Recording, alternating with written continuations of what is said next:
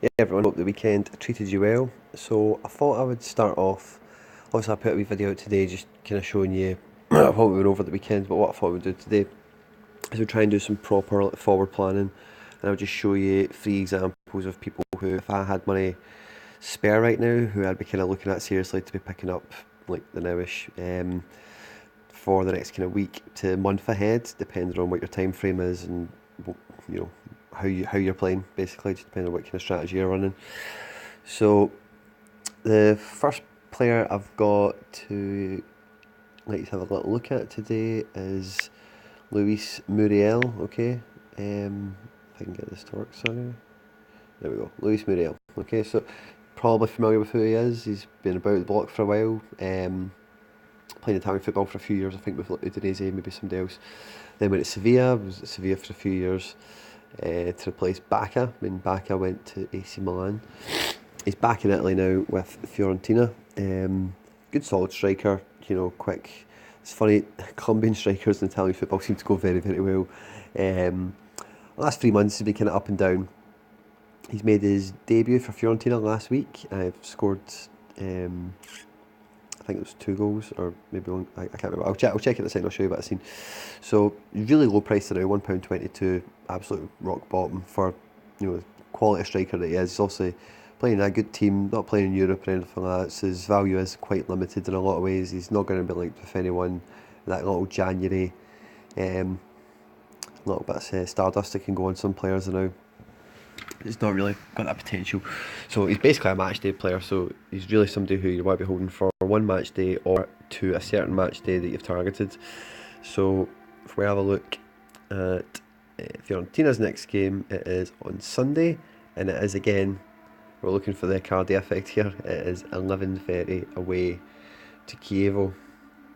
Chievo in the league, just to show you, rock bottom, minus 24 goal difference. Fiorentina, top 10, they're in 10th, plus 7 goal difference, 27 points. They are in fighting distance of the European spots. If you look at AC at the absolute furthest, Roma and Lazio, they're within.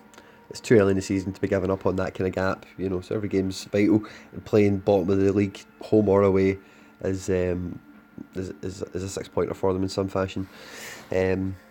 So if we take a wee dive back and have a look at our boy Muriel. So Fiorentina, top rated player, boom, you can probably see how quickly I found this guy.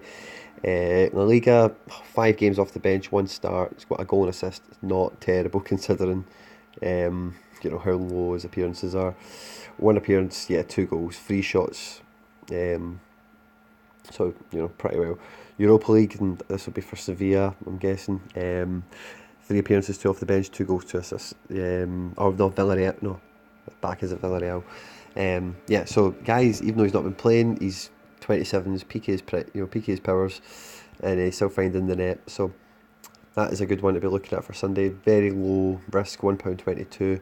And even on the match day, guys, you've seen it with Zapata. As soon as it even gets to that half 11 match day, he's going to raise in price no matter what. So it depends on your strategy and what you want to run. You buy them out £1.22 on the match day. Say it even gets to, let's even be conservative and just say 130. You know what I mean? You're really in a no lose situation there. If he goes up more, which I believe after Zapata what he did for us at the weekend, I think once people click on to look what's happening, find this guy like me and you have the now. It could raise. It could even be £1.50. It could even go a wee bit higher than that. Not much, I don't think. To be honest with you, I think £1.50 is perhaps the best you could expect. If you look already at the past, he's not quite got to that 140 mark, but it's something that could happen quite easily. So he's the first kind of person we're kind of looking at. These guys kind of vary in length of time. I would certainly recommend them for. I think holding him for the match day and doing whatever you feels right on that match day. Hold him for the game. Sell him before the game, hold him afterwards, get the dividends if he bags any, take that risk. It's really up to you. But he's somebody who if I had some spare money slushing about, I would definitely be looking to pick up on. I was tempted to sell on Zapata, just take the profit out of him, and use a little bit of dividends I've got in the top right there from his Buzz, his best forward dividend that's come in already, and go buy Muriel with that. But I'm still quite happy as I said before, what this position does is it buys me time, you know. So I'm quite happy to hold that for a bit longer. I don't see it going down, especially again, we're talking about how easy Fiorentina's fixture is. Atalanta have a difficult fixture on the Sunday. They are at home to Roma, maybe away, I'm pretty sure it's at home. Yeah, they're at home to Roma at 2 o'clock. So it's a peak point of the day, you know, 2 o'clock people will be jumping on that when they see in the starting 11, because that's the cut-off time for dividends is 2 o'clock. And, you know, if he scores, it's a big game to score and it really show you that he's not just battering the minnows, you know, so if he does anything in that game, price isn't going to be negatively affected. There's, you know, that's just there to be seen, you know. I'm not telling you something that's rocket science here. But as I say, I'm quite happy. I've got time on him. I'm not really in a rush to shift him on. The second player I wanted to show you again is a name you will 100% be familiar with, and you probably got an idea of why I'm recommending him. His name's Cavani. Right. £2.27, and basically, guys, all you need to look at is this chart here. That real dip there was like the winter break for France. They weren't really playing any football, and then as you can see, when it comes back into match day scenario, he just does this between match days. Cavani. No one thinks he's transferring.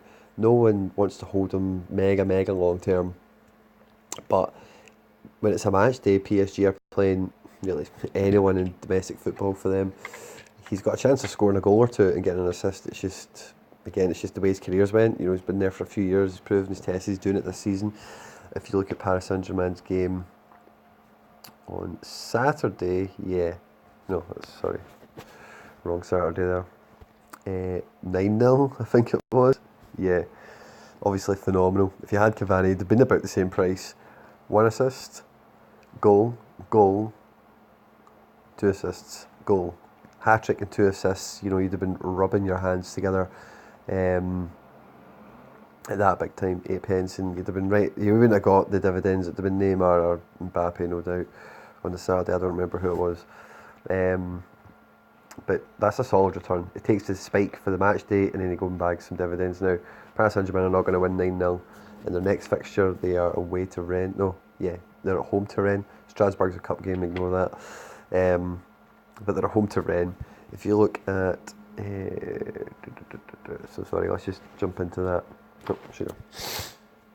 So if you look at the head-to-head, for a start, Paris Saint-Germain, but you know, it doesn't surprise anyone. Rennes, you know, they're not hot on form. They're not a world-beaten team. You know, struggling against Monaco, and we all know Monaco are not doing great now. So that kind of tells you what you need to know. The last couple of games, Paris Saint-Germain against Rennes, there's been plenty of goals in it. If you look at the last time they played, and it was away, we've got plenty of goals. Choupo-Moting's even scoring. You know, the only goal they got was an own goal. Bit of a freak result last year, 2-0 win under Unai Emery, 3-2 last year when it was away. Munai might be even a shout, by the way, looking at this in a bit more detail. Marquinhos, 6-1. Munai scored again, by the way. Mbappe, Neymar, Di Maria, so this game's always open. Is Cavani even playing in these games? No, he's not played in that one. He's not played, I did play in that one. And then the 4-1, here we've got Neymar, Mbappe, Cavani, Neymar. Yeah, so at least he scored in the fixture, we can say that now. Paris Saint-Germain at home, so there wasn't too many home fixtures in that little run there. It's all away. Cavani at home, there we go, there's one. Cavani at home, Zlatan, Cavani, there we go. I knew I seen something here, I was like, wait, hold on a minute, this looked a lot better before. So the last 3 games he's got 2 goals, and you know, when they turn it on, Paris Saint-Germain, they do score goals. There's just no two ways about it. If you look at the league, 62 goals for, 10 against, you know, so it's going to be, you'd expect it to be fairly comfortable. Look at that at home, 3.7 goals a game. Away, they will concede, you know, 14 goals, 3 assists. He's pretty solid, and I'm not telling you anything you're not going to be really aware of, but the kind of little extra piece of the puzzle now is this is 21st, so that means you can hold him to the 21st and get dividends the whole way through. So we've got Rennes, Lyon's a big game, I don't need to walk you through that. Bordeaux at home, you know, it's not going to be too dissimilar to Rennes. If you look at the table, Bordeaux off the top of my head, I'm pretty sure they're like mid-table, something like that. Yeah, 10th, there you go, right in the same position as Rennes, so it's not really a different proposition, especially at home for Paris Saint-Germain. Then they're away the Champions League to Man United, so you're going to get a Champions League dividend potential. Away to Saint Etienne, and then at home to Montpellier before you're getting rid of him. So plenty of time, just like Suarez. He's a lot cheaper than Suarez, obviously.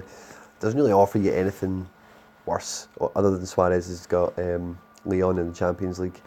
Paris Saint-Germain against Man United will be a different game altogether. But that gives you a good bit more than just a match day. That gives you a proper month if you planned it properly. And you know, once you've had them for a few matches, you'll really see when those peaks come and be able to drop them again. But yeah, I think that's a pretty solid month of fixtures, really. You know, you've got a nice tough game in there, Leon. If he does well in that game, then again, it's not going to hurt his price at all. The build up to the Champions League, and then sees the domestic games they've got. You know, you fancy him to score at least half of them, which is cool. So, and again, he's got history. You know, you just need to look at the grooves. Even if we stretch it out over a year, you just look at all the movement. It's mainly up, and that's just with the index growing and gold dividends coming in and whatever. But you know, look at that big candlestick. At one point, that was probably for like 2 hours or something. It was like £2.80. You know, a real big spike. But yeah, he's rock solid. He's safe. You know, and that's what you want with your money, guys. You don't want to be losing your money. That's the number one thing. And then the last one isn't even in squad players. Go away. He's in the top. Now, I was quite tempted to, when I was kind of shopping about, to do this video. I was actually really tempted. Icardi. I was really tempted just to go and just do it. Just go and get him. The closer you get him to £4 flat, just how attractive. Look at that. That's match day spike you get off of him. 10% right there, and you can tell by these candlestick movements. You know, you're getting good movement on him in a match day, especially when he's scoring goals and he's involved in everything. You know, we've already looked at Inter's fixtures for Handanovic. You know, just how likely that keep a clean sheet. In these games, guys, if they don't win clean sheets, I fancy them to get a clean sheet in at least a couple of them. So obviously stands to reason that their games, I believe, they're going to be strong in, and if they're going to be strong, they're going to be scoring goals. If it's a tight game, they're going to be scoring goals. If they win a penalty, Icardi takes it. He's not a stranger to controversy in the media and things like this as well. So, you know, something out the blue could happen. You never ever know. Okay. But then we drill in and we have a little look at Inter Milan.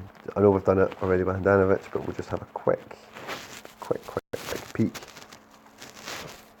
just to get us up to speed with why I'm kind of putting my name on this guy again after giving him effect already. Away to Torino, tough game. He could score, he might not. It's 50-50 if you want to just keep it simple. Yeah, there's no point really going into that too much detail. It's Torino, decent team in Italy. Lazio in the cup, ignore that. At home at Bologna, away to Parma, and then this is the one away to Rapid Vienna. So if you look at the date today, it's the 22nd. So you can get them all the way to the 22nd of February. You get both legs against Vienna with another game against Sampdoria. You know, so that is Europa League, guys. And now will be overlooked. People, if they're planning ahead, everyone thinks Champions League. But the Europa League, especially a team like Inter having Vienna in the playoffs, you fancy Inter all day long. Even if they don't win, even if they draw, as I say, Icardi is so likely to score. You know, if you've seen the Tottenham Inter game, the first game in the group stages, you know, the guy is a finisher. I'm not his biggest fan. Don't think he's a pure world-class player or should be playing for Real Madrid or anything like that, but the guy is a finisher. And that, again, is a great set of fixtures, and the Europa League kind of little add-on there. It's a great midweek match day against really, and I might be wrong, you know, Vienna might put up a fight, don't get me wrong here. Again, I don't know that much about Rapid Vienna this season, who they've got, how they're playing, or whatever. Nothing more than what this will tell me right now. You know, they're beating Austrian teams. You know, they had Rangers, so they put Rangers out of their group. So they've not really been tested. You could say, you know what I mean? They scored 6 goals to get out of their group. Come on, they're not going to hold up to Inter Milan. It's just not going to happen. So that's my free kind of sugar. That's the free kind of little I don't even want to call them tips, guys. Those are 3 little strikers I've been looking at that I wanted to kind of share out with you guys. I'm not in a position to move anything right now. I've bought my people. I've done what I'm doing with them. I've explained why already.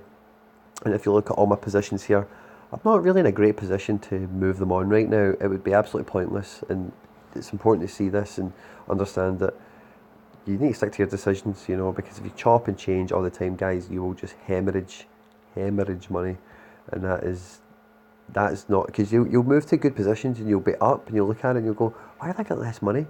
And if you're just forfeiting money in commission, selling, even right now, worst case scenario, if I was quick selling this, that would just destroy my holding, you know. 493 down to 463, then minus a 2% commission of like £9. You're talking about £4.90 turning into somewhere in the region of £4.50. You know, that's a big drop, big. You know, if it was going up, that type of £40, then you're cool, you're happy days. But just to throw that away, to think, oh, I really fancy that, I'm going to jump on it, you really need to weigh it up. Do I believe any of these players would jump up significantly more than what I've got here? That's yes and no, depends who we're comparing for who. But when I then leverage that against the position they're in now, plus the commission would be forfeited, you know, then it's a no-brainer. I need to keep with what I've got now. And patience is a virtue, guys, and it really does help. It goes a long way with this this game. It's basically what it is, this game. Okay, so thanks for watching, guys. Like, share, subscribe, all that good stuff, guys, and I'll chat with you tomorrow. Take care. Bye-bye.